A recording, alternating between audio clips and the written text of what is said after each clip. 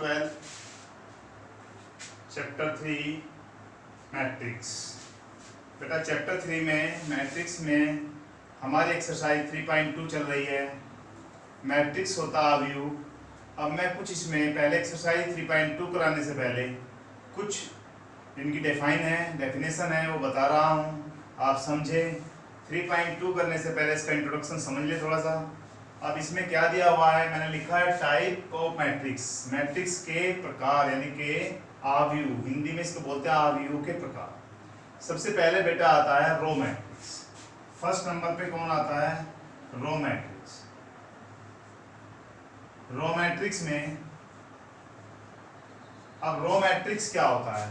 Row matrix में केवल and केवल जिसमें रो हो, जिसमें केवल वन रो हो। जैसे मैं यहाँ पर लिख दूं, यहाँ पर ही लिख देता हूँ x 4 और 5। इसमें केवल एंड केवल वन रो है।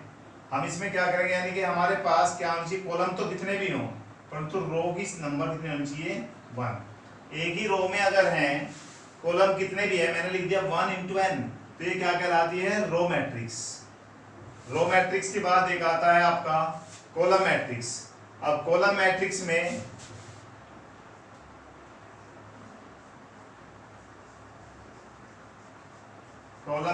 में क्या होता है, यहां पर बेटा आया 1 into n, तो इसमें क्या आ जाएगा? इस वाली में आ जाएगा, जैसे कि मैं यहां लिख देता हूं x y 1। इसमें क्या आ जाएगा, यहां पर तो m लिख दीजिए, यहां पर 1 लिख दीजिए। इसका मीन्स हो जाएगा कि कॉलम क्या है? कॉलम 1 है और हमारी रो कितनी भी हो सकती है। इसमें क्या था, कॉलम कितनी भी हो सकती है, रो 1 ही रहेगी। तो ये था आपका रो मैट्रिक्स, इसको पंक्ति अवयव कहते हैं। और ये वाला था कॉलम मैट्रिक्स, इसको स्तंभ अवयव कहते हैं। अब हमारा इसके बाद क्या आता है? इसके बाद आता है स्क्वायर मैट्रिक्स। इसके बाद थर्ड नंबर पर आता है स्क्वायर मैट्रिक्स। स्क्वायर मैट्रिक्स में क्या है बेटा? स्क्वायर मैट्रिक्स, इससे आप इसको कहते हैं वर्ग अवयव, वर्ग मैट्रिक्स। अब इसमें क्या आता है, देखिए स्क्वायर से आपको पता चल रहा है या तो 1/1 की होनी चाहिए या 2/2 की होनी चाहिए, 2 into 2 की। तो हम अगर लिख रहे हैं इसमें खाली मैं ये लिख देता हूँ, वो x लिख देता हूँ। तो इसकी मैट्रिक्स कैसी है? 1 into 1। एक रो है, एक ही कॉलम है, इसलिए इसको क्या कहा जाएगा? Square matrix. इसको वर्ग मैट्रिक्स कहते हैं। अगर मैं ये बना दूं 2 3 4 5, अब देखिए इसमें क्या है? 2 into 2, यानी कि इसमें वर्ग यानी कि रो कितनी है? 2, और कॉलम कितने हैं? 2 हैं। तो इसका मतलब ये क्या हो जाएगा? m की वैल्यू भी उतनी है, यानी कि वर्ग मैट्रिक्स स्क्वायर मैट्रिक्स में हमारा m into n होना चाहिए। m की और n की वैल्यू सेम होनी चाहिए, चाहे कितनी भी रो हो, कितनी भी पंक्ति हो, वो क्या कहलाती है? आपकी स्क्वायर मैट्रिक्स। अब स्क्वायर मैट्रिक्स के बाद ये 3 डेफिनेशन है, रो मैट्रिक्स, कॉलम मैट्रिक्स और स्क्वायर मैट्रिक्स। और इसके बाद आता है नेक्स्ट नंबर पे डायगोनल मैट्रिक्स। अब बेटा डायगोनल मैट्रिक्स में अब डायगोनल मैट्रिक्स कैसे होती है? अब हमारे यहाँ डायगोनल मैट्रिक्स, जैसे कि मैं एक डायगोनल बना दूं, किसी भी उसका बना दें, 3/3 का बना दें या 2/2 का बना दें। जैसे मैं एक आपको पहले बना के दिखा रहा हूँ, जैसे लिख दिया जाए 2 3 4 5 6 7 और 8 9, यहाँ पर 1 लिख दें।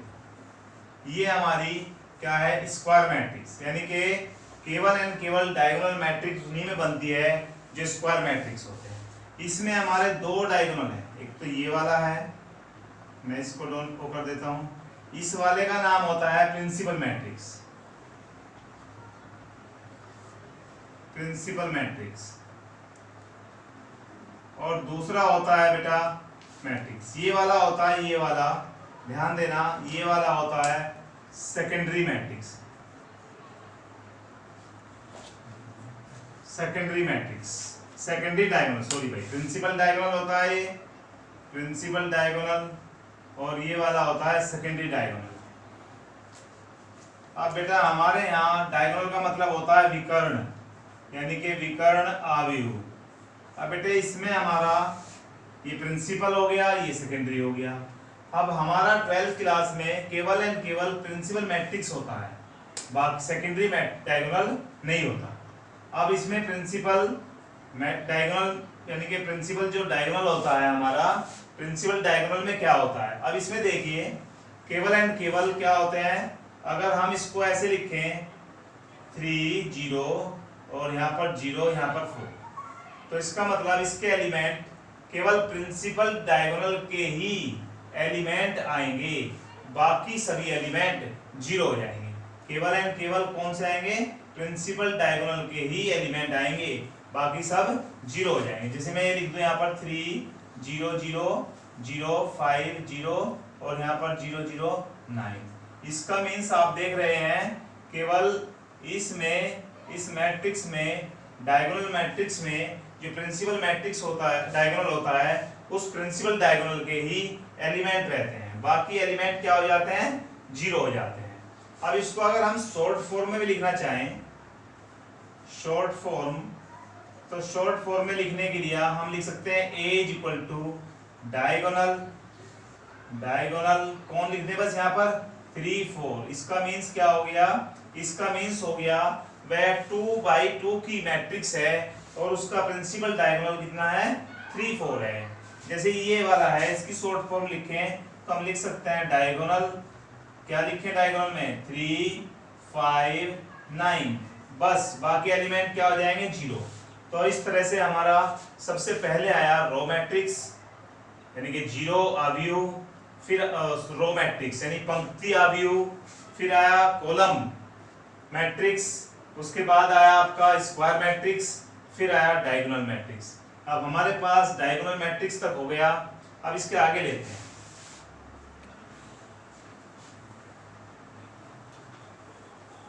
अब डायगोनल मैट्रिक्स के बाद आता है स्केलर मैट्रिक्स। स्केलर मैट्रिक्स बेटा, स्केलर मैट्रिक्स क्या होता है, इसे बोलते हैं एडिस अवयव, एडिस अवयव। अब एडिस अवयव क्या होता है, एडिस अवयव में देखिए जिसके एलिमेंट जो है डायगोनल एलिमेंट सेम हो, जिसके डायगोनल एलिमेंट सेम हो। जैसे कि हम कहे मैट्रिक्स वह matrix whose diagonal element same, जिसके डायगोनल एलिमेंट सेम हो। अब जैसे मैं यहाँ लिखूँ 3 0, यहाँ 0 यहाँ पर 3, तो इसका मीन्स क्या हो गया, इसके डायगोनल एलिमेंट क्या है, सेम। डायगोनल एलिमेंट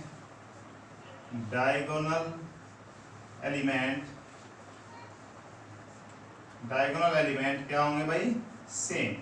तो वह क्या कहलाता है, स्केलर मैट्रिक्स। उसमें स्केलर मैट्रिक्स आ जाएगा जिसमें डायगोनल पर जो भी एलिमेंट है वे सेम हो, तो क्या कहलाएगा वह स्केलर मैट्रिक्स यानी कि एडिस अवयव। अब बेटा आता है इसके बाद में आइडेंटिटी या unity, identity matrix. Identity matrix में हम इसको कहते हैं तत्समक अवयव। अब आइडेंटिटी मैट्रिक्स में क्या होता है, आइडेंटिटी मैट्रिक्स हमारे पास स्केलर मैट्रिक्स आपको समझ में आ गया, जिसमें क्या थे, एलिमेंट केवल एंड केवल डायगोनल पर थे, वे सेम थे। अब जो आइडेंटिटी आएगा, आइडेंटिटी में क्या बन जाएगा, आइडेंटिटी में डायगोनल पर केवल एंड केवल 1 आएगा, डायगोनल पर क्या आएगा, 1 आएगा। जैसे मैं बना दूं मैं यहाँ पर 1 0 0 0 1 0 0 0 1, तो इसको बोलते हैं आइडेंटिटी मैट्रिक्स और तत्समक मैट्रिक्स। 1 1 यहाँ पर बाकी में 0 0 1 1 1, प्रिंसिपल डायगोनल पर कौन आ गया, 1 आ गया, इसका मतलब आइडेंटिटी हो गया और बाकी सब एलिमेंट 0 हो गए। अब हमारे पास बचता है 0 या नल मैट्रिक्स, जीरो मैट्रिक्स। अब जीरो मैट्रिक्स में सभी एलिमेंट 0 0 0, कितने भी कोई सी भी कैसी भी बनाओ 0 0 0 0 0 0, ये कहलाता है जीरो मैट्रिक्स। और जीरो मैट्रिक्स नील मैट्रिक्स भी बोलते हैं इसको, अब हमारे पास ये इसकी डेफिनेशन थी कुछ 3.2 के इंट्रोडक्शन में। अब हमारा एक्सरसाइज 3.2 देखते हैं।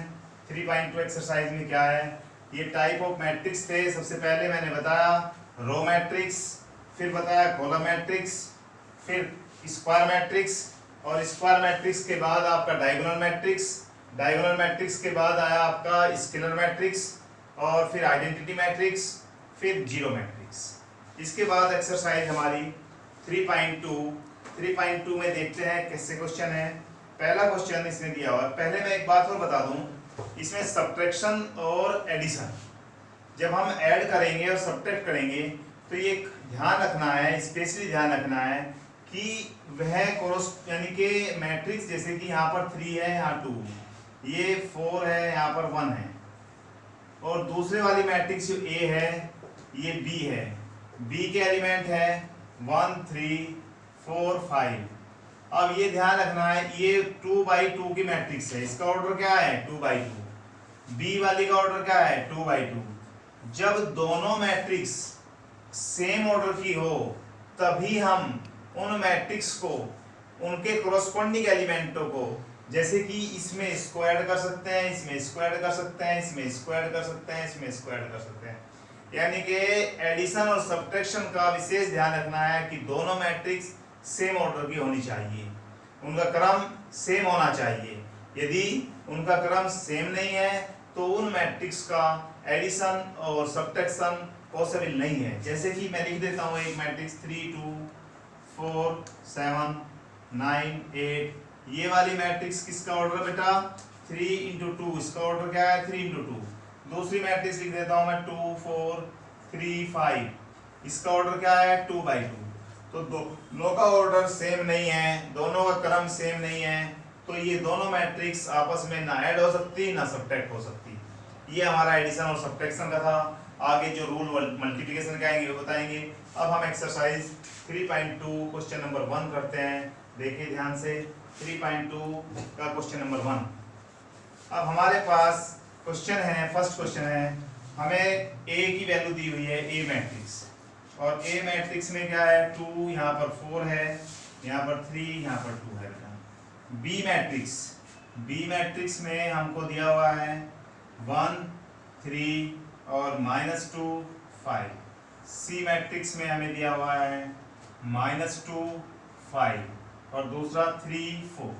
हमारे पास ये 3 मैट्रिक्स है, हमें फाइंड क्या करना है। फर्स्ट नंबर पर A + B, सेकंड नंबर पर हमें फाइंड करना है A - B, फिर हमें करना है 3A, थर्ड नंबर पर 3A - C। पहले हम फोर्थ नंबर पर हमें करना है AB, और फिफ्थ नंबर पर हमें करना है BA। ये 5 पार्ट है।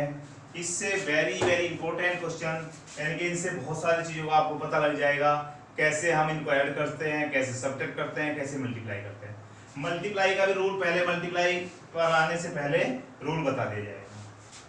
पहले वाले में A + B, इन दोनों को देखिए, दोनों का ऑर्डर क्या है 2/2, इसका भी ऑर्डर क्या है 2/2। इसका मीन्स पक्का दोनों मैट्रिक्स को ऐड किया जा सकता है। जब ऐड करेंगे उनके कोरस्पॉन्डिंग एलिमेंट, जो A11 है इसका भी A11, इसका A12, इसका भी A12, इनको ऐड कर देंगे तो A + B पर जो मैट्रिक्स बनेगी बेटा 2 + 1 4 + 3 3 - 2 प्लस माइनस हो जाएगा, और 2 + 5 ये वाली मैट्रिक्स बन जाएगी। यानी कि मैट्रिक्स बन जाएगी 2 3 7 1 और यहाँ पर 7। ये हमारी A + B की मैट्रिक्स बन गई। अब हम देखें, अगर A - B करना है, दोनों के ऑर्डर सेम है, पक्का इसका सब्ट्रैक्शन B पॉसिबल है। इसमें से करिए 2 - 1, यहाँ पर आ जाएगा 4 - 3, यहाँ पर आ जाएगा 3 माइनस और माइनस का 2, यहाँ पर 2 - 5। अब क्या बनेगा, 2 में से 1 जाएगा तो 1 बचेगा, यहाँ भी 1 बचेगा, माइनस माइनस प्लस हो गया, यहाँ पर 5 आएगा, यहाँ पर -3 हो जाएगा। तो ये A - B हो गया और ये A + B हो गया। अब आती है बात, अगला नेक्स्ट पार्ट है। नेक्स्ट पार्ट देखते हैं। नेक्स्ट पार्ट में कहा है हमें क्या करना है। नेक्स्ट पार्ट में, थर्ड पार्ट में 3A + -C। 3A कहाँ है, ये रहा, यहाँ लिखिए 3, यहाँ पर 2, यहाँ 4, यहाँ 3, यहाँ 2 पर माइनस। सी में देखिए -2, 5, 3, 4। पहले देखिए दोनों के ऑर्डर सेम है कि नहीं। 2 × 2, ये भी 2 × 2, दोनों के ऑर्डर क्रम सेम है। जब सेम है तो इसकी पहले आपस में मल्टीप्लाई करिए तो सभी एलिमेंट 3 2 जा 6, 3 4 जा 12, 3 3 जा 9, 3 2 जा 6। ये हमारा इसका ये वाली तैयार होगी 3a। यहाँ पर लिखिए -2, 5, 3, 4। अब कर दीजिए 6 माइनस और माइनस का 2, ये हमारा 12 -5, 9 -3 और 6 -4। तो बेटा ये बन जाएगा प्लस हो जाएगा 8, यहाँ पर 7, 9 में से 3 जाएगा 6 आ जाएगा और यहाँ पर बचेगा 6 में से 4 जाएगा 2 बचेगा। तो ये वाली हमारी 3a - c का आंसर आ गया है। अब आता है फोर्थ पार्ट। इस लेक्चर में यही फोर्थ और फिफ्थ दो पार्ट और कराते हैं। फोर्थ पार्ट बड़ी ध्यान से देखना। Fourth part very very important. Multiplication और सब्ट्रैक्शन एडिशन सारा काम यही करना है। इसमें हमारे पास क्या है a × b, a की b में मल्टीप्लाई कर। पहले सबसे पहले मैं आपको एक बात बता दूं, इसका क्रम देखिए ऑर्डर क्या है 2/2।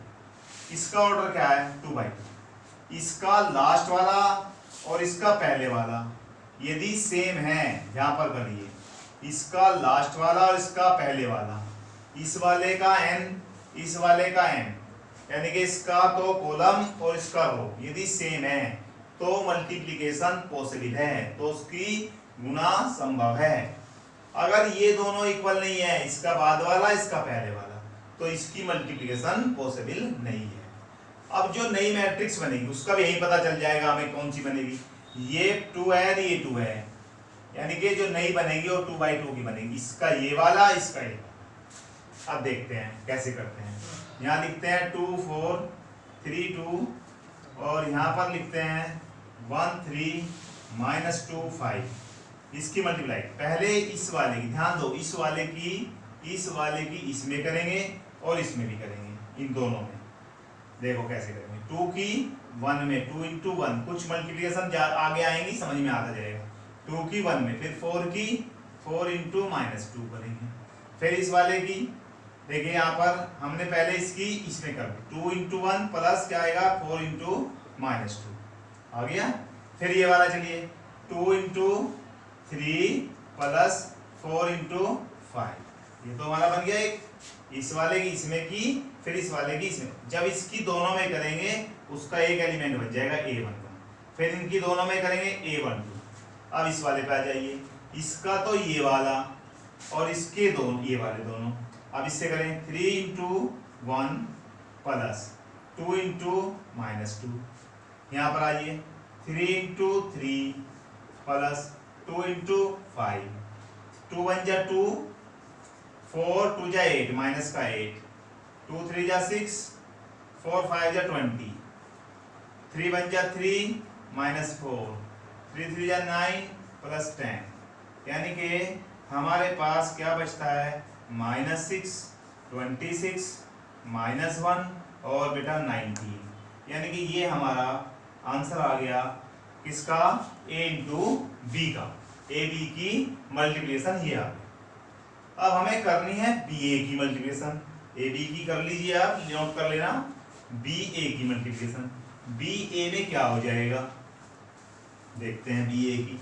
अब b को पहले लिखेंगे b और a देखते हैं। b में क्या है 1 3 है भाई, यहाँ पर -2 है और 5 है। यहाँ पर देखिए क्या है दूसरा a में क्या है 2 4 3 2।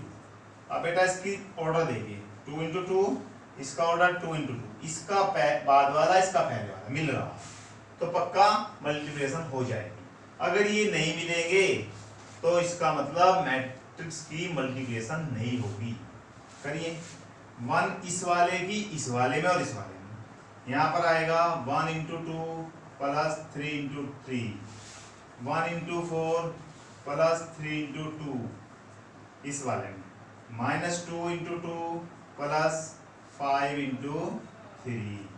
यहाँ पर आ जाइए -2 × 4 प्लस 5 × 2, ये लो।